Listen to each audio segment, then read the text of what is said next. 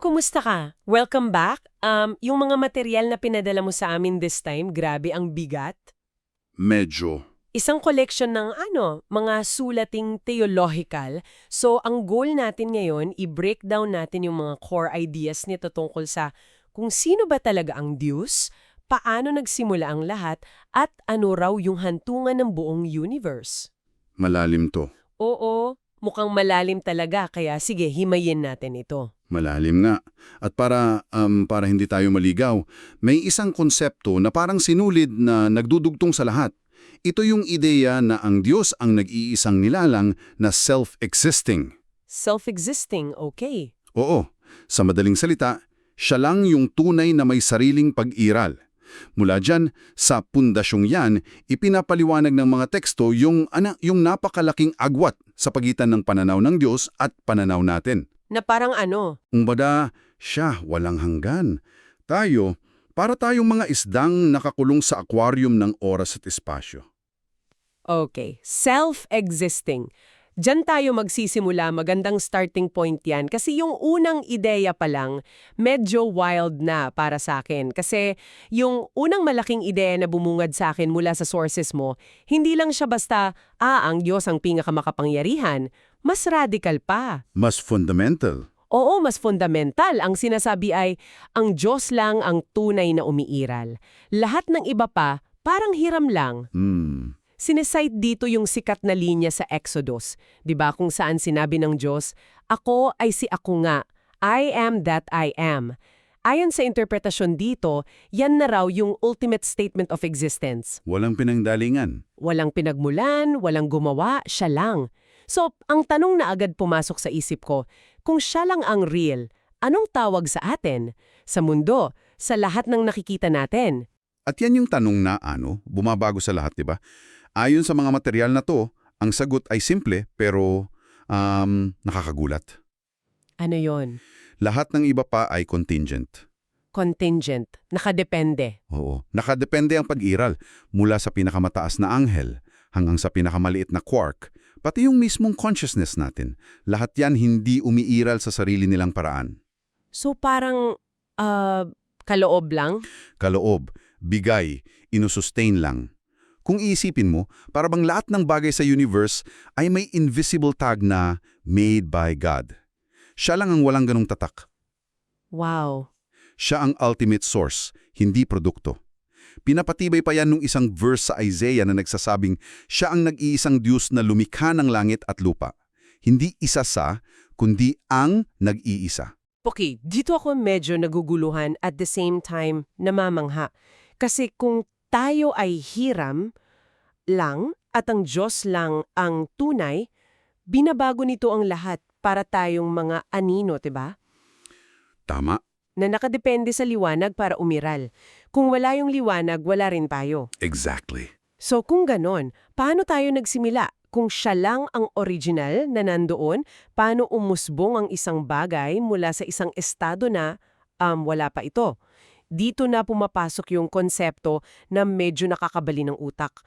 May binabanggit kasi sa mga teksto na konsepto na non-existence. Bijunje? Yun.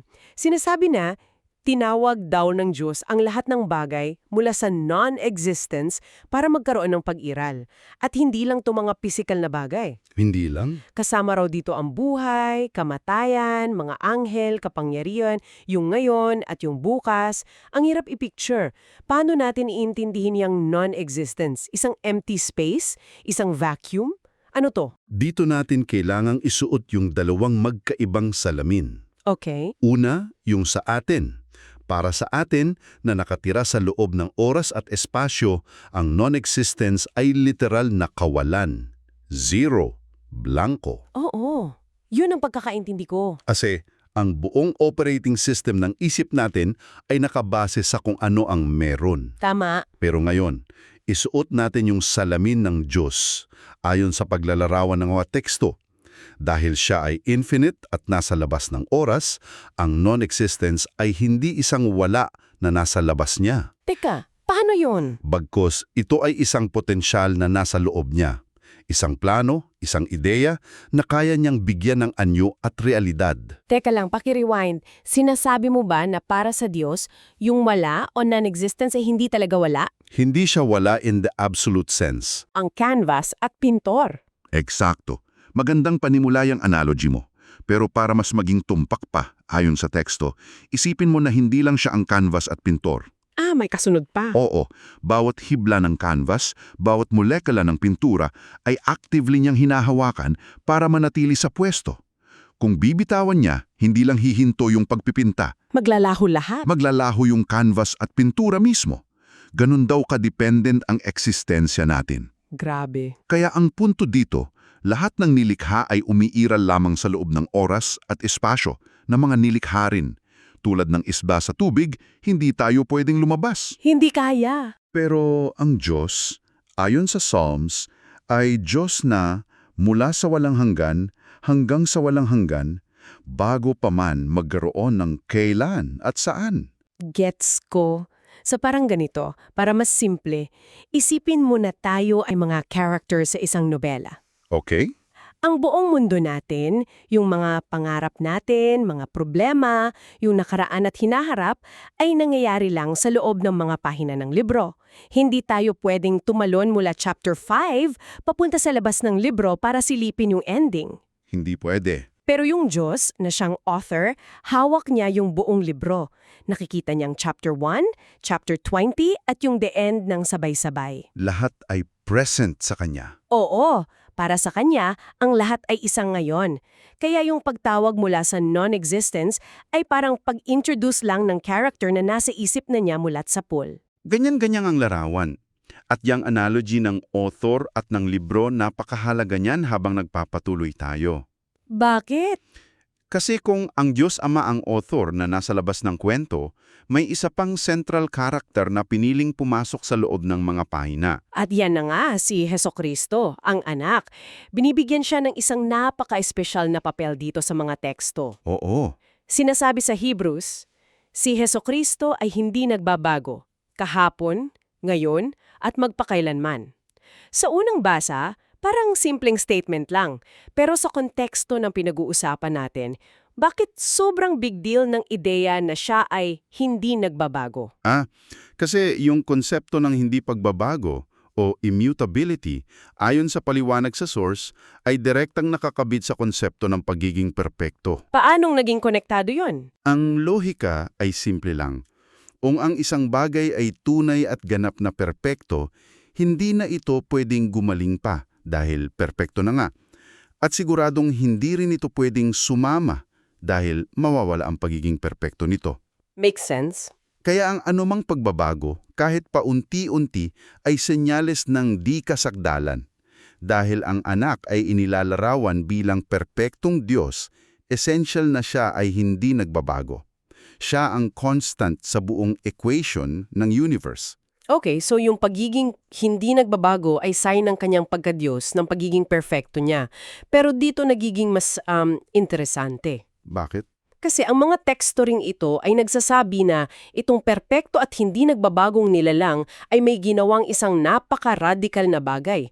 Ipinapakita siya bilang ang cosmic operating system. Magandang term yan. May mga titulo sa kanya sa Revelation, Alpha at Omega, ang simula at ang wakas, at sa Colossians naman, siya raw yung pandikit na nag-hold sa buong creation. So, siya yung creator sa labas, pero at the same time, siya rin yung pumasok sa loob. Yun, na misteryo. Paano nangyari yun? Paano pumasok ang isang infinite being sa isang finite na mundo? At yan ang tinatawag na dakilang misteryo sa mga sulating ito. Bagamat siya yung walang hanggan at hindi nagbabagong glue ng sansinukob, pinili niyang pumasok sa loob ng libro, kumbaga. Nagkatawang tao. Oo, nagkatawang tao siya. Pumasok siya sa limitasyon ng oras at espasyo para gawin ang isang bagay na walang sinumang karakter sa libro ang kayang gawin. At ano yun? Harapin yung bug sa system na tinatawag na kasalanan at kamatayan mula sa loob.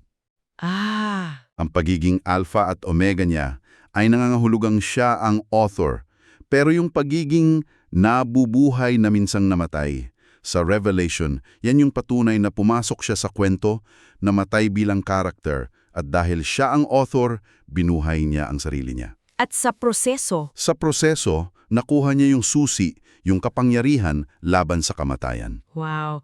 So, he hacked the system from the inside. Okay. So we have this powerful picture of Christ defeating death.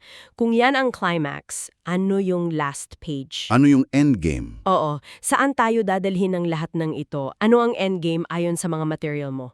Binabanggit dito yung sa Corinthians na ang tibon ng kamatayan ay ang kasalanan. So para matanggal ang kamatayan, kailangan mo munang tanggalin yung kasalanan. Paano raw yan mangyari? Dito inilalatag ng mga sulatin ng isang napakatiyak, step-by-step na endgame. Unang hakbang ayon sa Revelation, yung konsepto ng kamatayan at Hades. Na parang imbakan ng mga patay? Oo, inbakan ng kasalanan at ng mga patay ay itatapon sa dagat-dagatang apoy. Ito yung tinatawag na ikalawang kamatayan. At mahalagang bigyan ng diin, ayon sa interpretasyon sa source na ito, hindi ito nangangahulugan ng walang hanggang pagpapahirap. Wow! Sandali, ang bigat niyan. Kasi ang nakasanayan nating naririnig ay yung apoy na walang hanggan. Pero ito ang sinasabi ay iba. Ano yung interpretasyon dito? Ang interpretasyon dito ay annihilation, Annihilation. isang tuluyang pagkaubos, pagkasira, isang final na paglalako. Para maging malinaw, hindi ito isang universal happy ending para sa lahat, ha? Siyempre. Sinasabi pa rin na mayroong paghuhukom, pero ang ideya ng hustisya dito ay hindi eternal na pagpaparusa, kundi ang final at irreversible na pag-alis sa kasamaan. Parang ano? Parang apoy na sinusunog ang basura hanggang sa maging abo na lang ito at wala nang matira. Okay, gets ko. Sinasabi pa na ang bawat isa ay masusunog ayon sa bigat ng kasalanan, na nagpapakita ng isang uri ng proporsyonal na hustisya. At kapag naubos na ang lahat ng basura, wika nga, ang huling kaaway na mawawala ay ang kamatayan mismo. Grabe. So ang dulo pala, ayon sa pananaw na ito, ay hindi lang basta paghihiwalay ng mabuti at masama, Hindi lang. kundi ang tuluyang pag-delete sa konsepto mismo ng kasalanan at kamatayan mula sa system. So, ano na ang mangyayari sa universe pagkatapos ng balawakang system clean-up na to? Anong itsura ng happily ever after sa teolohiyang ito? Dito na papasok yung pinaka-grand finale. Pagkatapos malupig ang lahat ng kaaway, kasama na nga ang kamatayan, may isang cosmic na transaksyon na magaganap. Okay, ano yon? Sinasabi sa Corinthians, isusuko ng anak ang buong nilikha na ngayon ay nalinis na, perfecto at na-restored pabalik sa Ama. Ang buong kaharian, ang buong universe ay ibabalik sa pinaka-orihinal na source. Teka, anong ibig sabihin niyan sa practical na level? Yung sinasabing upang ang Diyos ay maging lahat sa lahat. Mawawala na ba ang individuality natin? Magiging isang malaking blob na lang ba tayo? Hindi. O ibig sabihin ba nito ay isang perfect harmony na hindi natin kayang ma-imagine ngayon? Mas malapit dyan. Ayon sa pagpapaliwanag dito, hindi ito pagkawala ng individuality. Bagkos, ito yung estado ng perpektong harmony. Parang isang orchestra. Eksakto. Isipin mo ang isang orkestra kung saan ang bawat musikero ay tumutugtog ng kanyang pyesa ng perfecto at lahat sila ay sumusunod sa iisang konduktor na siyang Diyos Ama. Okay, I like that. Bawat isa ay may sariling tunog pero ang kabuuan ay isang perfectong musika. Walang sintonado, walang nagre-rebelde. Ang Diyos ang sentro, ang himig, ang hangin na dumadaloy sa bawat instrumento. Ah, Yun yung larawan ng isang perfectong universe na wala ng kasalanan, na iiral magpakailanman sa ilalim ng direktang presensya ng Ama. Ito ang tinatawag nilang pagkumpleto ng paglikha. sobrang ganda ng imagery. So, kung babalikan natin yung analogy natin kanina tungkol sa libro, ang endgame ay parang yung moment na isinara na ng may akda, ang libro, papos na ang lahat ng conflict, naayos na ang lahat ng gusot, at ang natira na lang ay ang perfectong kwento na nasa isip niya mulat sa pool. Isang komplatong pag-ikot. Eksakto. Nagsimula sa Diyos na nag-iisa. Lumikha siya. Pumasok ang dikasagdalan. Inayos ito sa pamamagitan ng anak na pumasok sa kwento. At sa huli, ang buo at perpektong kwento ay babalik sa kanya. Isang kumpleto at epikong naratibo. So ang pinaka-wild na takeaway dito para sa akin na ito. Sa pananaw ng mga tekstong ito, ang buong realidad natin ay hiram lang. Oo. Hindi lang tayo nilikha. Yung mismong pag-iral natin ay parang naka-loan lang mula sa nag-iisang bagay na tunay na real. At lahat na nangyayari, mula creation hanggang sa katapusan, ay parte ng isang dambuhalang plano para ayusin ang isang system error at ibalik ang lahat sa perfectong state nito. Kung saan ang Diyos ang lahat sa lahat. Yun. Tumpag, at yan ang nagpapakita kung gaano kasistematiko ang worldview na ito. Hindi lang ito koleksyon ng mga doktrina, ito ay isang buong narrative na sumusubok sagutin ang mga pinakamalaking tanong ng buhay. Saan tayo galing, bakit ganito ang mundo, at saan tayo patungo. At lahat nakasentro sa iisang premise. Lahat yan nakasentro sa isang premise na may isang Diyos na self-existing at lahat ng iba pa ay dumadaloy mula sa katotohanan yun. At para sa iyo na nakikinig, iiwan namin sa iyo ang isang panghuling tanong na pag-iisipan na maaari mong dalhin pagkatapos ng usapan natin. Ang tanong ay ito, kung tatanggapin natin kahit pansamantala lang ang ideya mula sa mga tekstong ito na ang ating pangunawa ay sadyang limitado, na para tayong mga character na hindi makalabas sa pahina ng libro, paano nito binabago ang pagtingin mo sa mga bagay na itinuturing mong imposible o hindi maipaliwanag sa sarili mong buhay?